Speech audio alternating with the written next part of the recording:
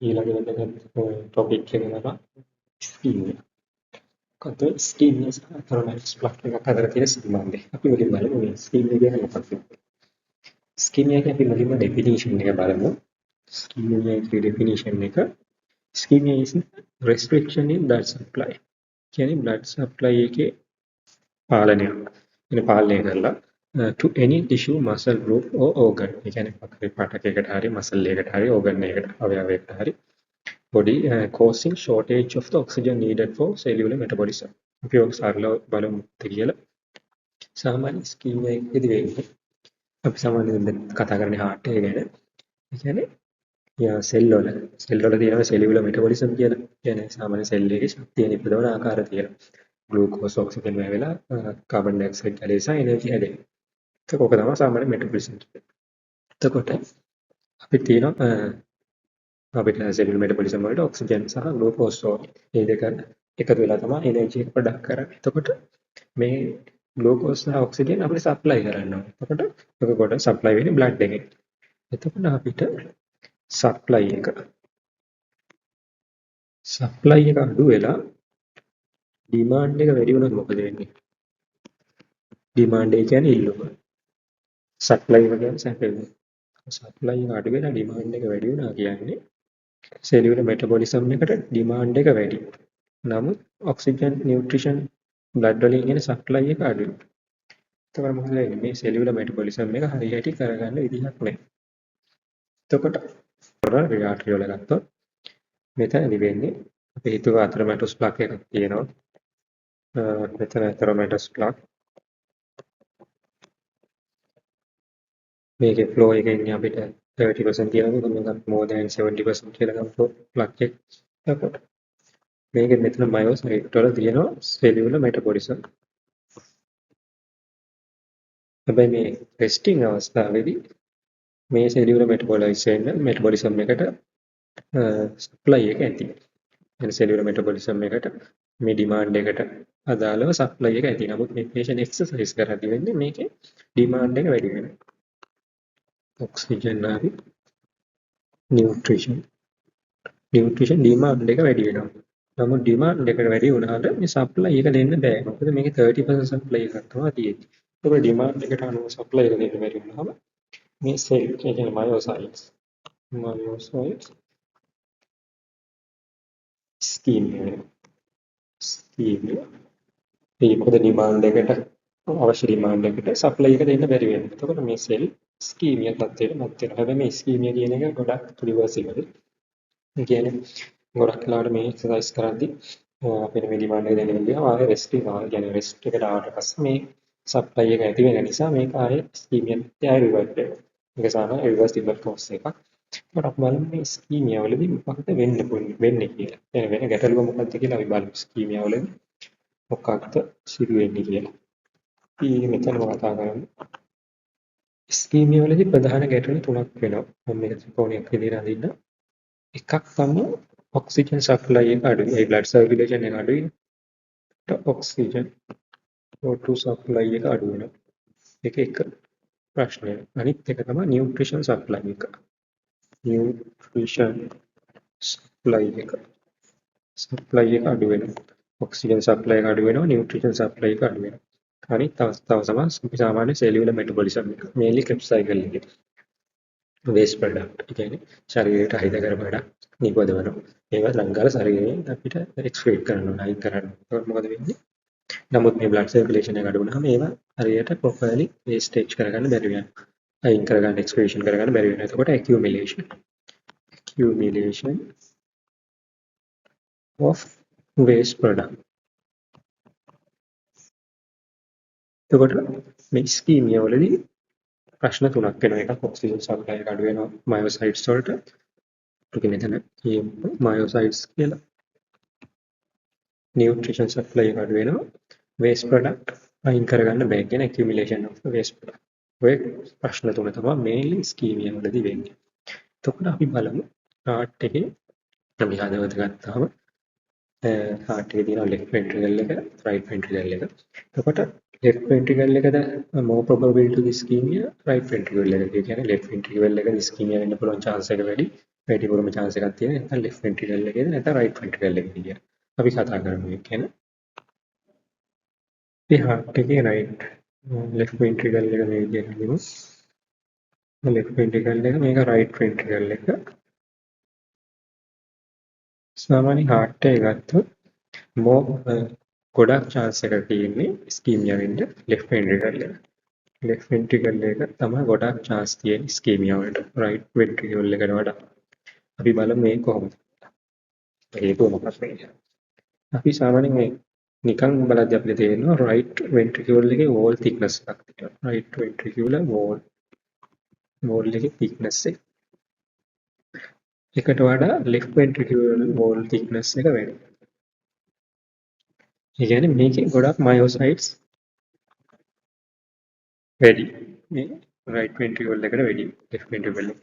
එතකොට මේකේදී අපි කොයි හරි block එකක් වුණොත් මේකේ large number of cells තියෙනවා මේකට සාපේක්ෂව. එතකොට මේක ischemia වෙන්න පුළුවන් chance එක ගොඩාක් වැඩි මේකට සාපේක්ෂව. ischemia left ventricular එකේ chance එක වැඩි right ventricular ischemia වලට වඩා. මොකද large number එකේ ඝනකම hole එකේ ඝනකම වැඩි. ඒක එක හේතුව. එතකොට අනිත් හේතුව තමයි මේක හේතු කීපයක් තියෙනවා. systolic අවස්ථාව. systolic අවස්ථාවේ left ventricle එක pressure වෙනස් වීම වේගය 120 mmHg වෙනකම් වැඩි වෙනවා left ventricle එකේ. right ventricle එක 0 ඉඳලා 25 mmHg වෙනකම් තමයි pressure වැඩි වෙන්නේ. pressure gradient එක තියෙන්නේ. එතකොට අපි මේකෙන් ගත්ත හැකි idea එක. එතකොට left ventricle එකේ pressure gradient එක වැඩි. right ventricle එකේ pressure gradient එක වැඩි අඩුයි. left එකට සාපේක්ෂව. එතකොට මේක ගොඩාක් contract වෙනවා. left ventricle එකේ contraction එක ගොඩාක් වැඩි right එකේ contraction එකට වැඩි. එතකොට මේ contraction එකේදී මොකද වෙන්නේ? මේකේ තියෙනවා micro vessels. මේක micro vessels මේ විදිහට ඇඳලා මේක right ventricle එකේ micro vessels, මේක left ventricle එකේ micro vessels. මේක left ventricle. එතකොට අපි බලමු contract එකේදී මම කිව්වා මේක 120 left ventricle එක 120 වෙනකන් pressure එකක් දෙන්න ඕනි කියලා. එතකොට මේකේ contraction එක වැඩි. ලොකු contraction එකක් දෙන්න. හැබැයි right ventricle එකේ contraction එක අරට සාපේක්ෂව ඒ කියන්නේ left ventricle එකට සාපේක්ෂව අඩුයි. එතකොට මේ micro vessels මේ කියන්නේ micro vessels. එතකොට micro vessels වල මත යෙදෙන පීඩනය කොහොමද? left ventricle එකේ right ventricle එකේ ගත්තොත් මේ micro vessels මත යෙදෙන පීඩනය left ventricle එකේ වැඩි. right ventricle එකට සාපේක්ෂව. එතකොට යෙදෙන පීඩනය වැඩි වුණාම මෙතන මේ පැත්තෙන් blood දීලා මේ පැත්තෙන් එන blood ප්‍රමාණය මොකද වෙන්නේ? මෙතන constrict වෙනවා කියන්නේ මෙතනින් blood circulation එක අඩු වෙනවා. එතකොට ඒක තවත් හේතුවක් මේ left ventricle එකට ischemia වෙන්න පුළුවන්. එතකොට මේක constrict වෙන ප්‍රමාණය මේක constrict වෙන ප්‍රමාණයට වඩා වැඩි constrict. එතකොට මේකට එන circulation එක අඩු. ඒකත් තව හේතුවක් left ventricle එකට ischemia වෙන්න right ventricle එකට වඩා. සාමාන්‍ය heart එක contract යන මේ කියන්නේ systolic අවස්ථාවේ සාමාන්‍යයෙන් heart muscle myocytes වලට එන blood ප්‍රමාණය සාමාන්‍යයෙන් 101ක් 2ක් වගේ ප්‍රමාණයක් තමයි contraction එක වෙලාවේ myocytes වලට එන blood ප්‍රමාණය. හැබැයි right ventricle එකට සාමාන්‍ය left ventricle එකට වැඩි සාපේක්ෂව වැඩි ප්‍රමාණයක් contraction එකෙන් එනවා.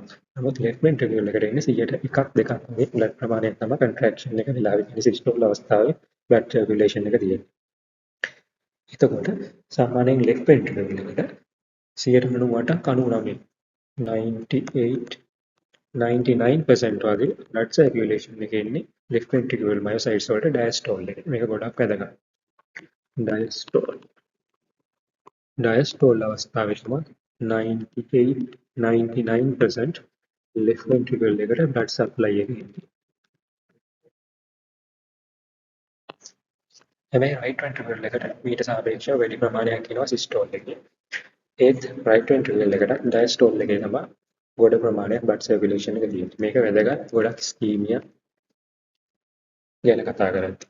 එතකොට සාමාන්‍යයෙන් right left ventricle එකට blood circulation එක කියන්නේ myocytes වල blood circulation එක කියන්නේ coronary circulation එක එන්නේ diastole heart එක.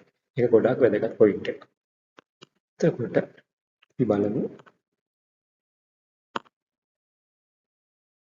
මයෝකාඩියල් ඉන්ෆාක්ෂන් heart failure අවස්ථාවලදී අපිට කියනවා heart rate එක සාමාන්‍යයෙන් තියාගන්න ඕනේ 100ට වඩා අඩුවෙන් කියලා. ඒකට හේතුව තමයි මේක. ඒකට හේතුව තමයි මේක සාමාන්‍යයෙන් 100ට අඩුවෙන් තියාගන්න කියලා කියන්නේ. මොකද අපිට heart rate එක වැඩි කියන්නේ ළඟ ළඟ contraction තියෙනවා. ඉතින් systole pace එක වැඩි. diastole pace එකට වැඩි. එතකොට මම කිව්වා diastole pace එකේ නම heart cells වලට myocytes වලට ඒ කියන්නේ coronary circulation එක වැඩිම වෙන්නේ. එතකොට heart rate එක වැඩි වුණාම මොකද වෙන්නේ? මේ diastole pace එක අඩු වෙනවා. diastole pace එක අඩු වෙනවා කියන්නේ pace එක අඩු වෙනවා කියන්නේ මේ coronary එකේ myocytes වලට oxygen nutrition supply එක අඩු වෙනවා. ඒක මොකද වෙන්නේ heart attack සහ heart failure වගේ වුණාම.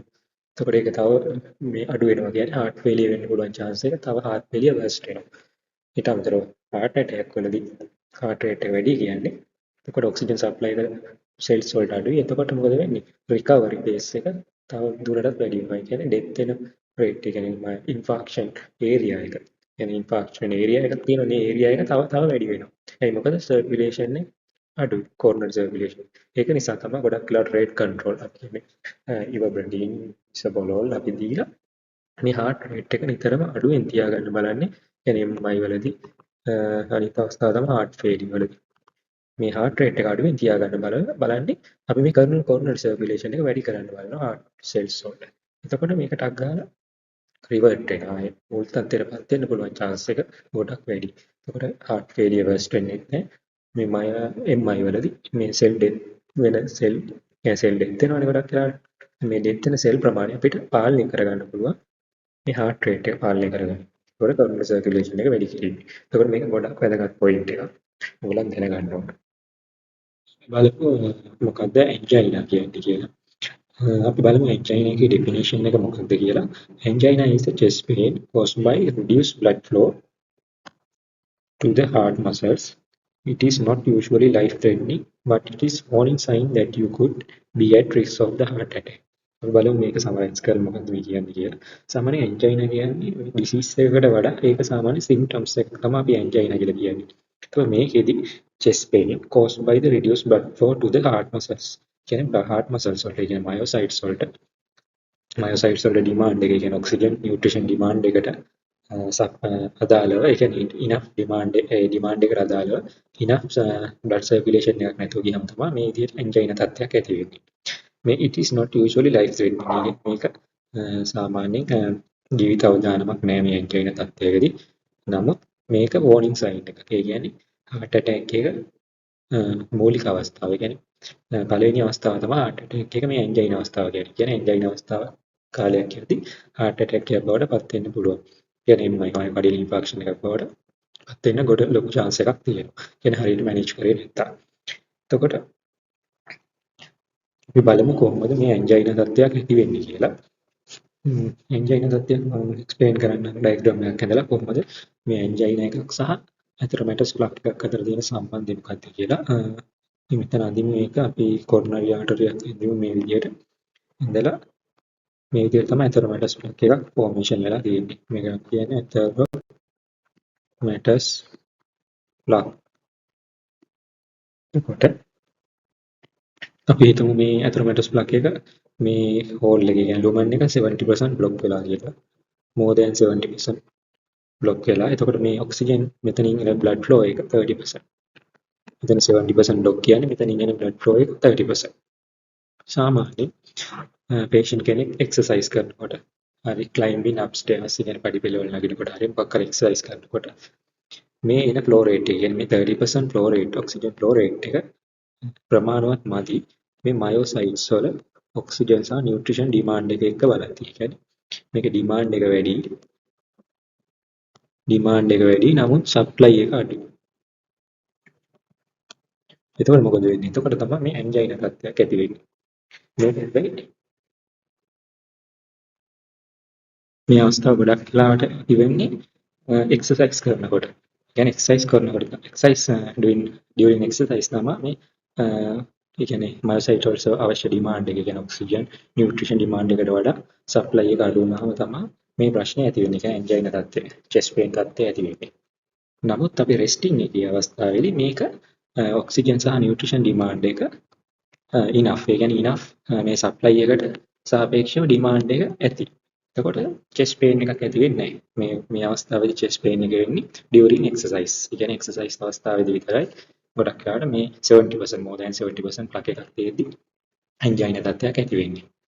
එතකොට සාමාන්‍ය මේ ඇන්ජයිනා තත්ත්වයක් කියන්නේ රිවර්සිබල්.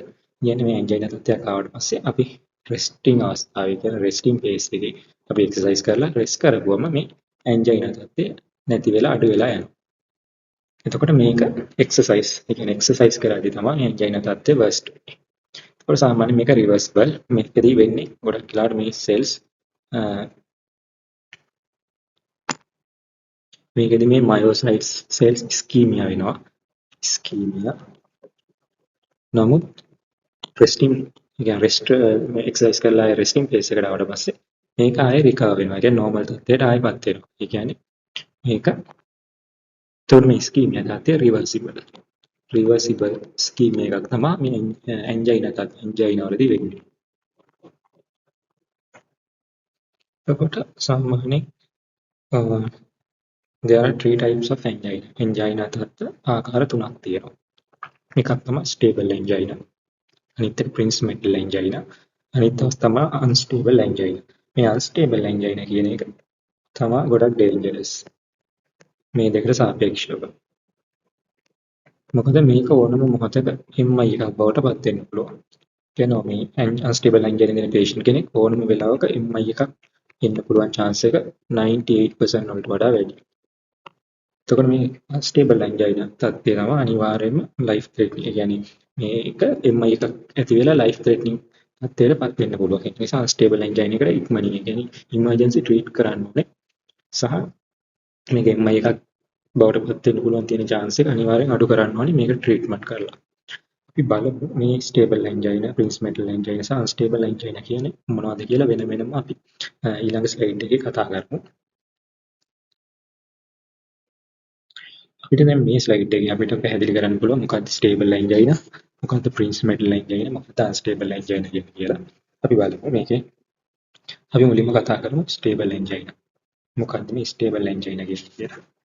සාමාන්‍යයෙන් ස්ටේබල් ඇන්ජයිනා කියදි වෙන්නේ මෙතන මේ අපි අඳලා තියෙන කොරොනරි ආටරි එකක් කොරොනරි ආටරි එකේ තුව කලින් ඇතරොමැටිස් ප්ලග් එකක් ගැන කතා කරා.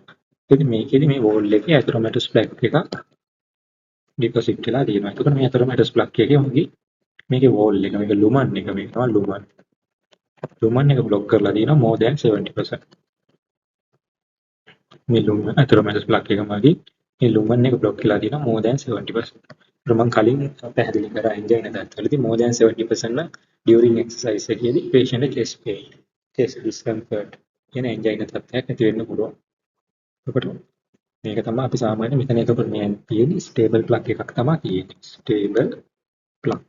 ඒකට මම කතා කරා කලින් ස්ලයිඩ් වල ස්ටේබල් සහ අන්ස්ටේබල් කියන වල්නරබල් ප්ලග් එකකුයි ස්ටේබල් ප්ලග් එකකුයි මොකක්ද ඒ දෙක අතර මොනවද වෙනස්කම් කියලා.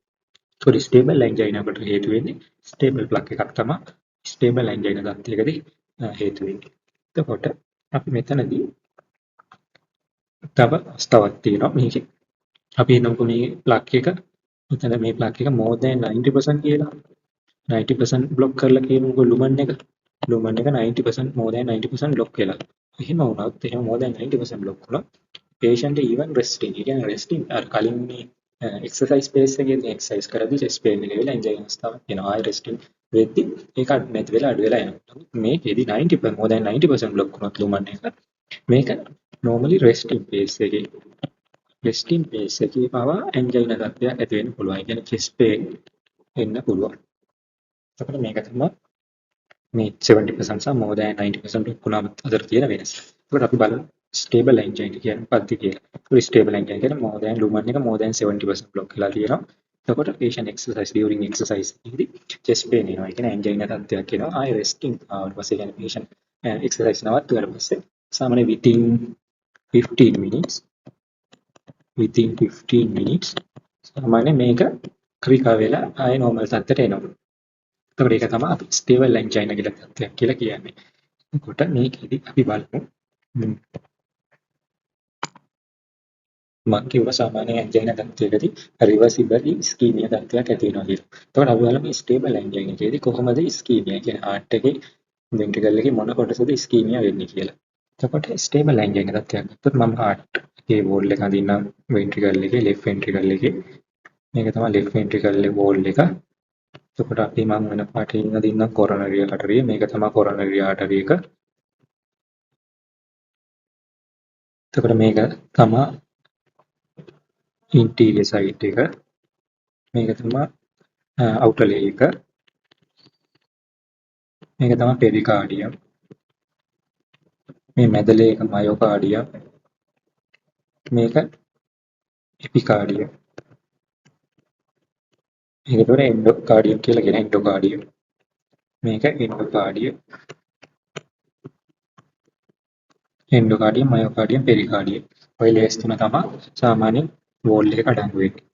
මේක තමයි left ventricular wall. එතකොට මම කිව්වා සාමාන්‍ය ස්ටේබල් ඇන්ජයිනා වලදී මේ coronary artery එක 70% තමයි block වෙන්නේ. මම මෙතන ඇන්දොත් මේක තමයි 70% block වෙන්නේ. මේක තමයි 70% plug එක. එතකොට අපි during exercise වලදී මේ blood flow එක මේකට ඕන demand එකට සාපේක්ෂව අඩු වෙනවා. එතකොට සාමාන්‍ය මේ ස්ටේබල් ඇන්ජයිනා වලදී වෙන්නේ මෙන්න මේ layer එක කියන්නේ inner layer එක. මේ මම කළු පාටින් පාඩ කරන්නේ inner layer එක. මේ inner layer එක තමයි ischemic වෙන්නේ. කියන්නේ inner layer එක තමයි ischemic වෙන්නේ. මේක අපි කියනවා sub endocardial ischemia. sub endocardial ischemia. දැන් අපිට ප්‍රශ්නයක් වෙන්න පුළුවන් ඇයි මේ partially block වුණොත් මේ outer layer එක ischemia වෙන්නේ නැතුව මේ inner layer එක මුලින් ischemia වෙන්නේ කියලා. ඒකට මම හේතුව පැහැදිලි කරන්නම්. අපි සාමාන්‍යයෙන් මම මේ layer එක ආයේ මෙතන අදිනවා. මේක තමයි left ventricle එකේ wall එක. එතකොට මේක මම කොලේස් තුනක් තියෙනවා කියලා මේක pericardium මේක myocardium මේක endocardium කියලා. එතකොට මේ layer එක තමයි ischemic වෙන්නේ. මේ විදිහට partially block මම කියන්න හේතුව මොකද කියලා. සාමාන්‍ය ventricular contraction එක තමයි සාමාන්‍ය systolic එකේ 10 ඉඳන් 120 mmHg වෙනකම් pressure එක වැඩි වෙනවා. එතකොට මේ pressure එක වැඩි වෙද්දී මේ පැත්තෙන් අපි හිතමු මෙතන තමයි coronary artery තියෙන්නේ කියලා. මේකට supply කරන මේ wall එකට. එතකොට මේ coronary artery එක මත මේ wall එක මතින් යෙදෙන pressure එකක් තියෙනවා. එතකොට මේ ලොකු pressure එකක් මේ මත යෙදෙනවා. ඊට අමතරව blood මගින් මේක තියෙන මෙතන පිරලා තියෙන blood එක මගින් මේ wall එක මත pressure එකක් ඇති වෙනවා. එතකොට මේක මතින් ඇති වෙන pressure එකයි මේ wall එකේ මේ thickness එක මගින් ඇති වෙන pressure එකයි කියන්නේ මෙතන cell ගොඩාක් තියෙනවා. ඒතකොට cell ගොඩාක් මගින් ඇති වෙන pressure එක නිසා මෙන්න මේ area එකේ coronary artery ගොඩක් ඇකිලෙනවා. ඒ කියන්නේ මේ pressure එක දෙපැත්තෙන්ම තල්ලු කරනවානේ. මේ පැත්තෙන් push කරනවා මේ පැත්තෙන් push කරනවා. එතකොට මේ coronary artery ගොඩක් ඇකිලෙනවා. ඇකිලුණා වෙන්නේ මේකට එන blood circulation එක තවදුරටත් අඩු වෙනවා. එතකොට ඒක නිසා තමයි මුලින්ම මේ area එක මේ endocardial එකේ මේ endocardium එකේ area එක මුලින්ම necrose වෙනවා. මොකද මේ area එක මෙන්න මේ area එක necrose වෙන්නේ නැත්තේ මොකද මේක මත යෙදෙන බලයට සාපේක්ෂව මෙතන යෙදෙන බලය වැඩි. මොකද මේ මත යෙදෙන pressure එක වෙන්නේ මෙන්න මේ පොඩි wall එකෙන් එන pressure එකක් විතරයි මේ පැත්තට මේ හරිය artery තිබ්බත් මේ හරියට එන්නේ. නමුත් මෙන්න මේ layer එක ගත්තොත් එහෙනම් මෙන්න මේ layer එක ගත්තොත් මේ layer එක මත දෙපැත්තෙම pressure එකක් එනවා. ඒ කියන්නේ blood වලින් pressure එකක් එනවා. මේ wall එකේ thickness එකනොත් ලොකු pressure එකක් එනවා. ඒක නිසා තමයි ඔය subendocardial ischemia තත්ත්වයක් එන්නේ.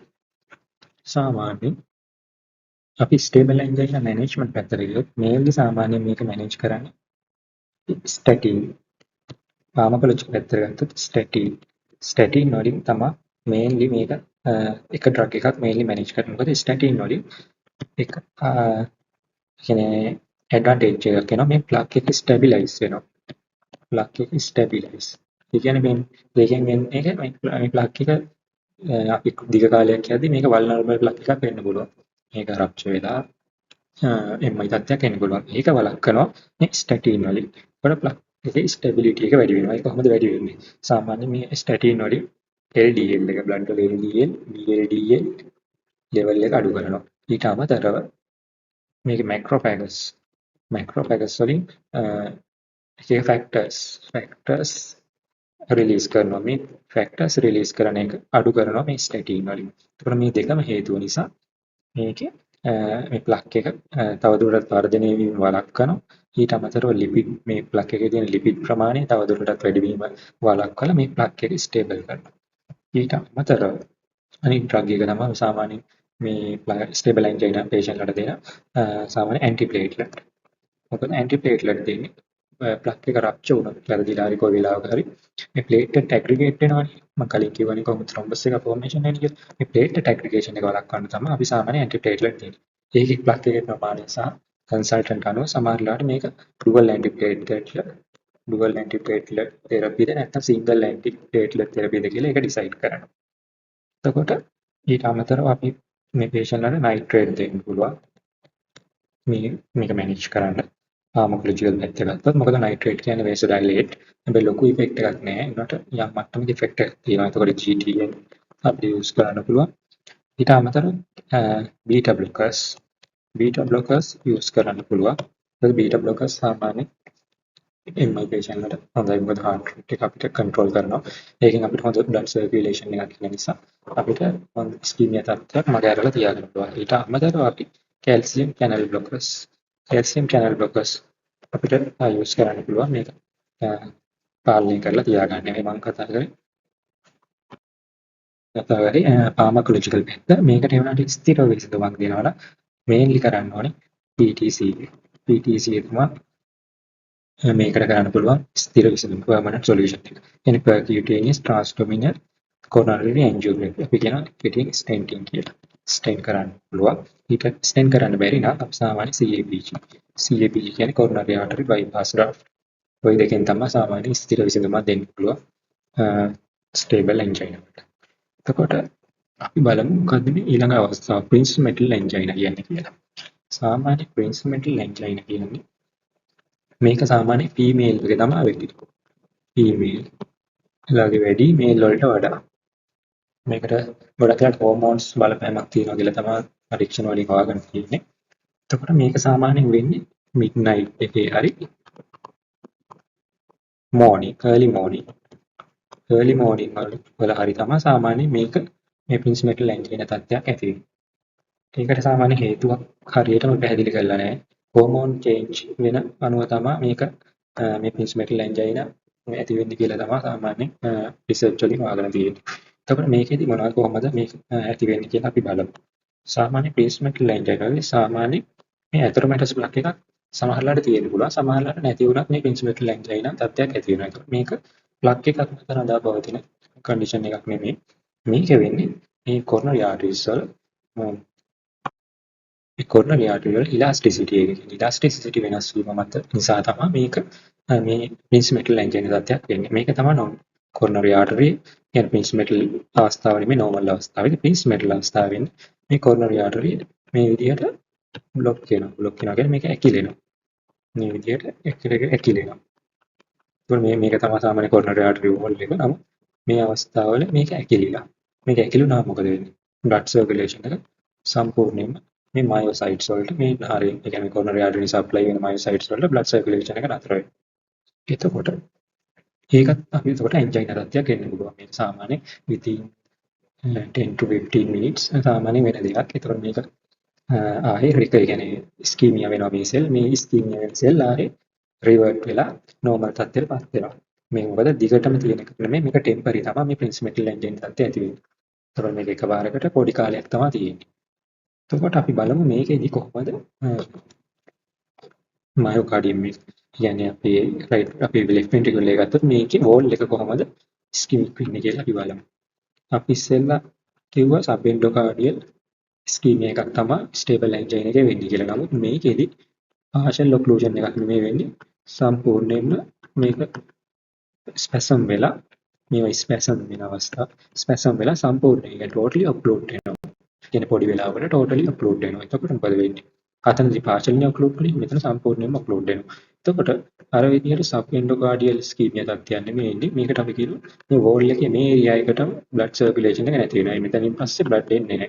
එතකොට අපි මේකට කියනවා ට්‍රාන්ස්මියුරල් ඉස්කීමියා. මේකට කියන්නේ ට්‍රාන්ස්මියුරල් ඉස්කීමියා කියලා. එතකොට මේකේ අපි බලමු කොහොමද මැනේජ් කරන්න කියලා. එතකොට මේකට PTCA, CABG ඒවා කරන්න ඕනේ නැහැ. මොකද මෙතන બ્લોක් එකක් නැහැනේ. මේක සාමාන්‍ය හෝමෝන් ඉම්බැලන්ස් එකක් නිසා තමයි මේක වෙන්නේ. එතකොට මේක සාමාන්‍ය ෆාමකොලොජිකල් මැනේජ්මන්ට් එකක් තමයි තියෙන්නේ. මේන්ලි සාමාන්‍ය කැල්සියම් චැනල් බ්ලොකර්ස්. කැල්සියම් චැනල් බ්ලොකර්ස් තමයි මේකදී යූස් වෙන්නේ. ගොඩක් විදියට සාමාන්‍ය යූස් වෙන්නේ නිෆිඩිෆින් යූස් වෙනවා. ඒක මතරෝ ඩිල්ටියසම් යූස් කරන්න පුළුවන්.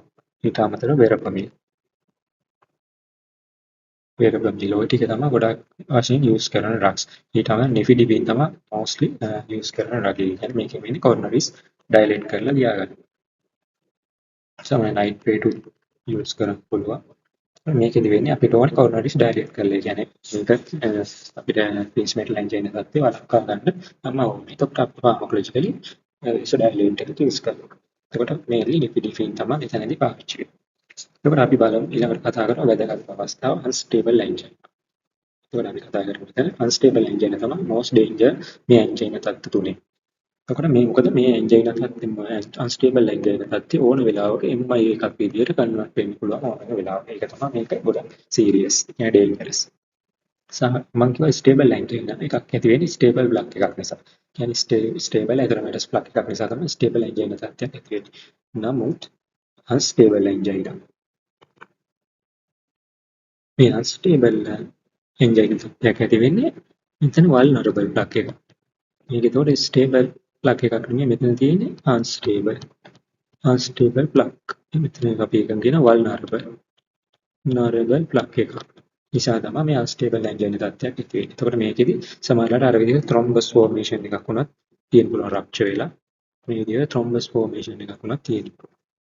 එතකොට මෙතන අපේ සාමාන්‍ය මේක 90% බ්ලොක් වෙලා තියෙන්න පුළුවන්. ඊට වඩා වැඩි වෙන්න පුළුවන්. සමහරවිට මෙතන ටෝටල් බ්ලොක් එකක් වෙන්නත් පුළුවන්. එතකොට මෙතනදී ටෝටල් බ්ලොක් එකක් වෙලා සාමාන්‍ය මේක MI තත්ත්වයන් වලදී වෙනස් වෙන්නේ සාමාන්‍ය more than 20 minutes. more than 20 minutes මේක partially හරි totally හරි බ්ලොක් වෙලා තිබ්බොත් එතකොට මේක අපි කියන්නේ MI තත්ත්වයක් කියලා තමයි කියන්නේ. එතකොට unstable එන්ජයින් එකක් මේ විදිහට vulnerable block එකක් සහ thrombus එකක් formation වෙලා තියෙන්න පුළුවන් නැති වෙන්න පුළුවන්.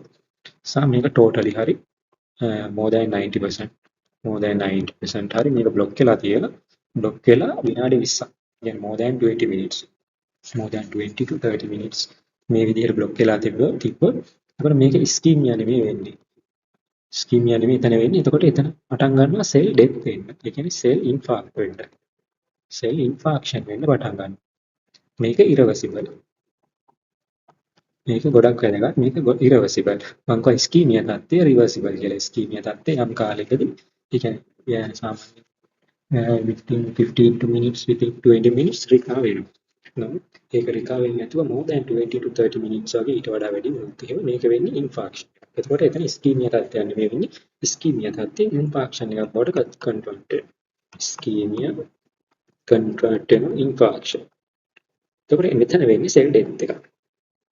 එතකොට මේක තමයි ඇන්ජයිනා අන්ස්ටේබල් ඇන්ජයිනා තත්ත්වයක් MI තත්ත්වයකදී වෙනස් වෙන ආකාරය. එතකොට ඉස්කීමියා සාමාන්‍ය ඇන්ජයිනා වලදී මේකෙදි සෙල් වෙන්නේ ඉස්කීමියා මේකෙදි ඩෙඩ් සෙල් ඩෙත් වෙනවා. එතකොට මේක රිවර්සිබල් මේක MI එකක් ඉරිවර්සිබල්. ඊට අමතරව සාමාන්‍ය ඇන්ජයිනා වලදී ට්‍රොපොනින් 9 එක එලිවේට් වෙන්නේ නැහැ. නමුත් MI වලදී ට්‍රොප් I එක වැඩි වෙනවා.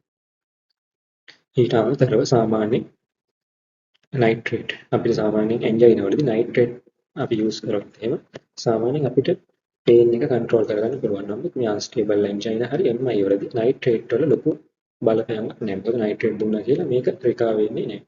කියන්නේ පේන් එක හැමෝම තියෙනවා. ඒකෝට මේ සාමාන්‍ය MI වලදී අපිට ලොකු පේන් කිලර්ස් වලට යන්න වෙන ගොඩක් කරන මෝෆින් වගේ ඩ්‍රග් වලට අපිට යන්න වෙන මේ පේන් එක මේ අඩු කරගන්න.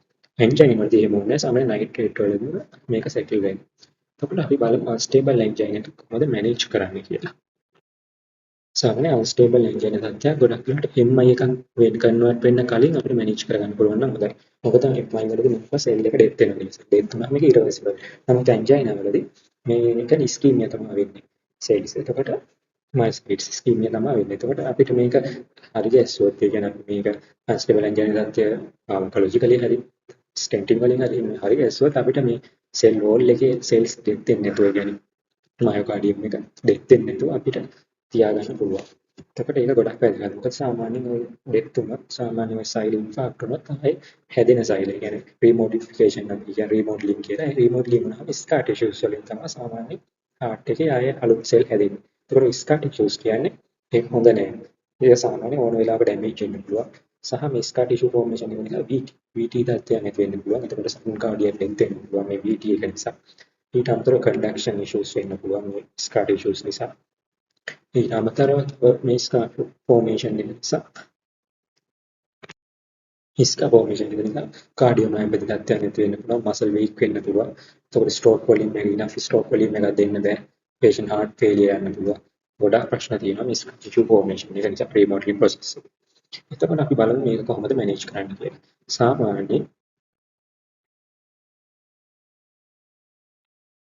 සාමාන්‍ය අන්ස්ටේබල් එන්ජින් එකක් හරි අපි MI තත්ත්වයක් හරි හඳුනාගත්තේ සාමාන්‍යයෙන් එකම මැනේජ්මන්ට් එක තමයි ගොඩක් යන්නේ. අපි මේකෙදි සාමාන්‍යයෙන් යූස් කරනවා ඇන්ටිප්ලේට්ලට්. මෙතනදී ඩුවල් ඇන්ටිප්ලේට්ලට් තමයි යූස් කරන්නේ. ඩුවල් ඇන්ටිප්ලේට්ලට්. එතනදී අපි ඇස්ප්‍රින් යූස් කරනවා. ඇස්ප්‍රින් සාමාන්‍යයෙන් යූස් කරනවා. ඊට අමතරව P2Y12 inhibitors. P2Y12 inhibitors. සාමාන්‍ය එකට එක්සැම්පල් තමයි ක්ලොපිඩගල්, ට්‍රිකාගිල සහ ප්‍රොසගල්. ඔය ඩ්‍රග් තමයි සාමාන්‍ය P2Y12 inhibitors කියලා ගන්න. ඒකට මේ දෙක එකතු වෙයි කියන්නේ ඇන්ටිප්ලේට්ලට් ඩුවල් ඇන්ටිප්ලේට්ලට් කියන්නේ ඇස්ප්‍රින් සහ P2Y12 inhibitors වල ඒ දෙක එකතු කරාම ඔය සාමාන්‍ය ඩුවල් ඇන්ටිප්ලේට්ලට් කියලා ගන්න. ඊට අමතරව අපි ස්ටැටින් දෙනවා. එතකොට මේවා සාමාන්‍ය දෙන්නේ ඇස්ප්‍රින් අපි සාමාන්‍යයෙන් MI එකක් ආවම සාමාන්‍ය ඇකියුට් අවස්ථාවේ ඇස්ප්‍රින් දෙනවා 300 mg. ඊට අමතරව මේ අපි ප්‍රොපැක් දෙන්න පුළුවන් 300 mg.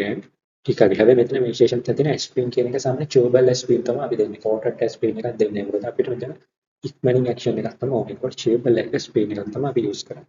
ඊට අමතරව ප්‍රොපැක්ට් අපි යූස් කරනවා. ටිකගිලා යූස් කරනවා නම් අපි 180 mg ස්ටැට් ඩෝස් එක යූස් කරලා 90 BD යූස් කරනවා. ඊට අමතරව ප්‍රොසගල් අපිට යූස් කරන්න පුළුවන්.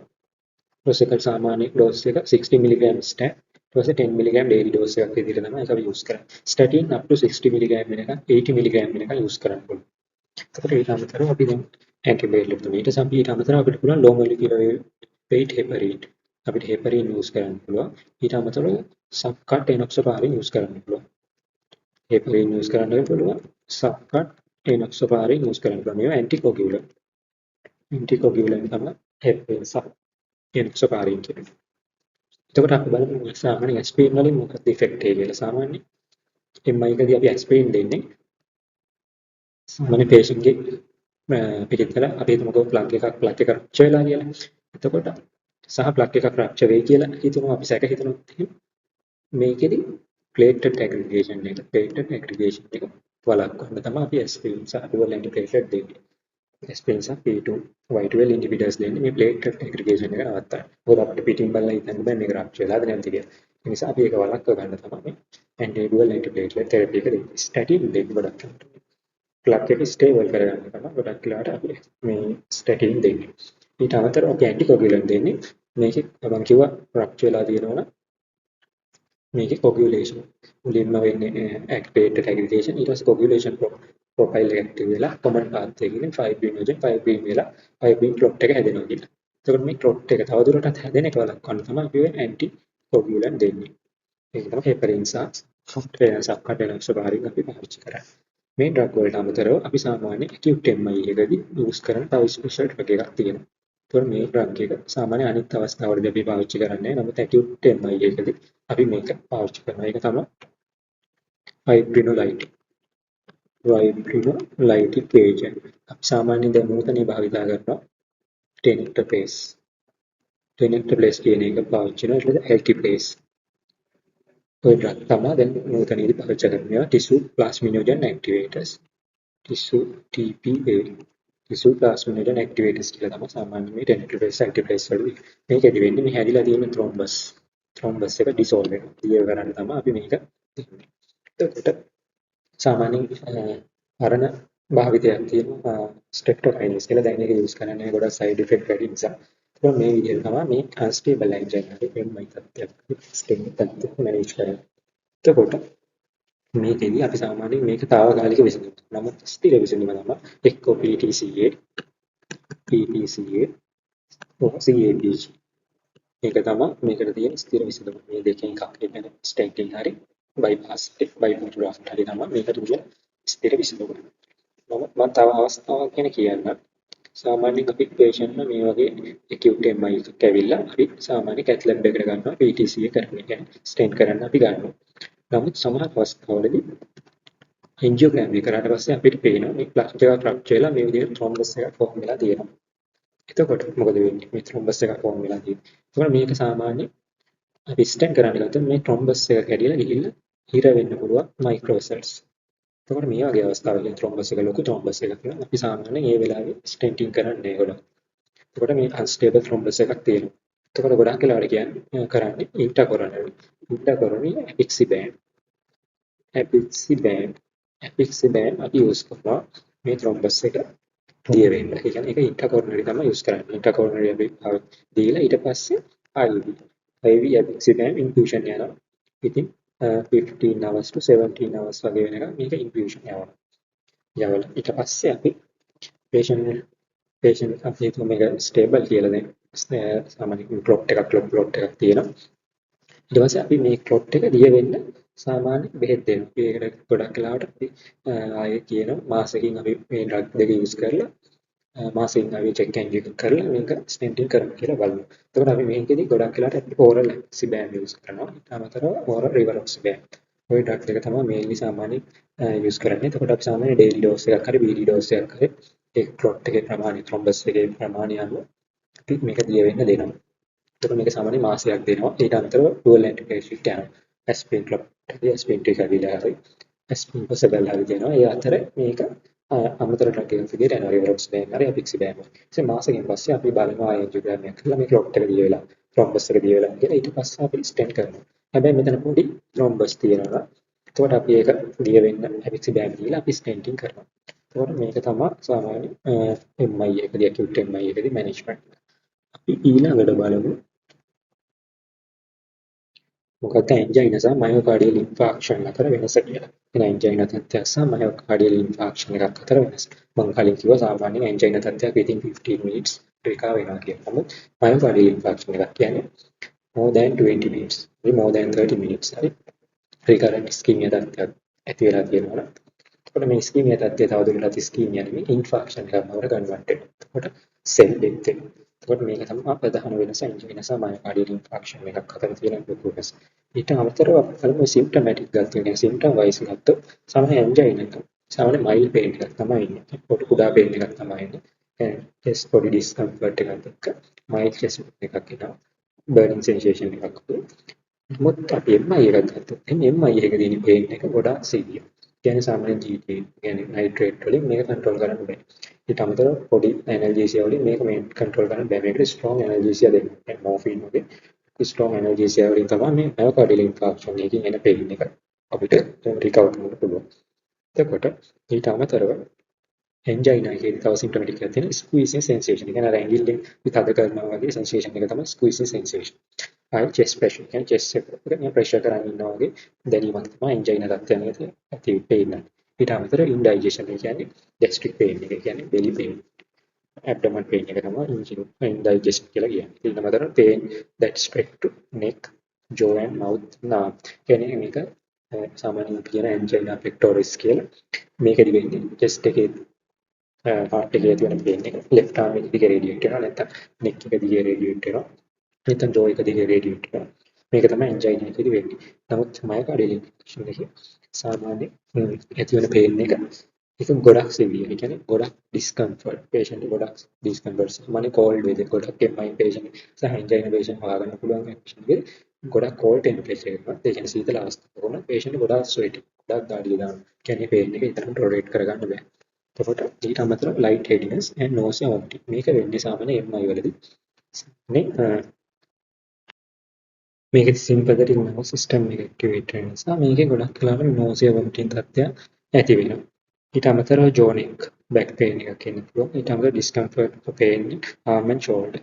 අතන chest pain එක pain in the arm and neck and jaw මේකෙදි discomfort එක. ඊට වඩා severe pain එකක් තමයි MI එකදී එන්නේ. ඊට අමතරව short of breathing SOB තත්ත්වයක් එන්න පුළුවන්. මොකද මේකෙදි total occlusion එකක් ඇති වෙනවා. හරි 95% occlusion එකක්. ඒ කියන්නේ blood circulation එක අපේ cell necrose වෙනවා. එතකොට සාමාන්‍ය heart failure තත්ත්වයක් වුණත් ඇති වෙනවා. එතකොට patient SOB. මොකද අර patient oxygen අවශ්‍ය oxygen ප්‍රමාණය transport කරන්න බැරි වෙනවා. බොඩි එකට. එතකොට SOB තත්ත්වයක් ඇති වෙන්න පුළුවන්. ඒතකොට heart failure තත්ත්වයක් ඇති වෙන්න පුළුවන්. මේ නිසා තමයි සාමාන්‍ය SOB තත්ත්වයක් එන්නේ. ඊට අමතරව තවදුරටත් මේ ගැන ඩිෆරන්ෂියේෂන් එක ගැන කතා කරමු.